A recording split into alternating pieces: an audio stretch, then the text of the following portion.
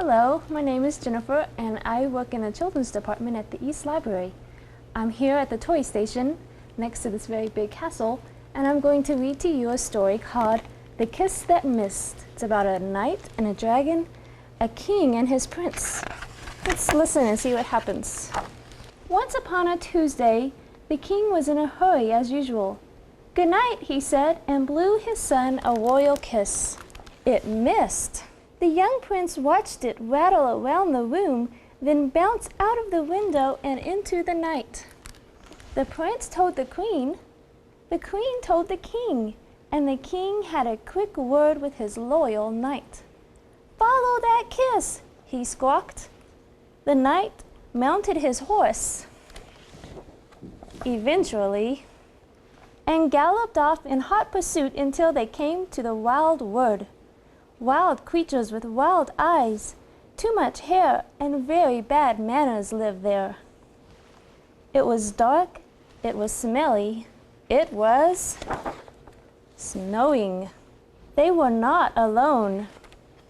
There were bears with long claws and growly roars, swooping owls of all shapes and sizes, and a pack of hungry wolves with dribbly mouths. "Eek!" squeaked the knight, and then, suddenly, with a sparkle, the royal kiss came floating by and in turn said goodnight to everyone. Bears stopped being growly, owls stopped being swoopy, wolves stopped being dribbly, and before you could say, "Follow that kiss," they all settled down for a good night's sleep. After a while, they sat down on a wrinkly old tree trunk to rest. The wrinkly old tree trunk twitched and slowly rose into the air, above the woods and into the clouds. At last they found themselves staring into a pair of very hairy nostrils. A dragon with "this would be nice on toast" eyes leered greedily at them. Suddenly, with a sparkle, the royal kiss came floating by and flew right up the dragon's nose. He sat up, sniffed, and blinked. Slowly, he opened his mouth, took a deep breath, and sneezed. "Hang on," he said as they tumbled through the trees. "Come back," he puffed as he lumbered after them. "I want to pick you up and kiss you good night."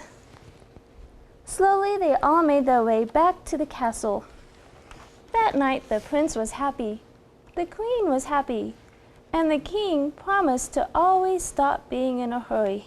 He made sure everyone was comfortable and slowly read them a bedtime story from beginning to end. Well, almost.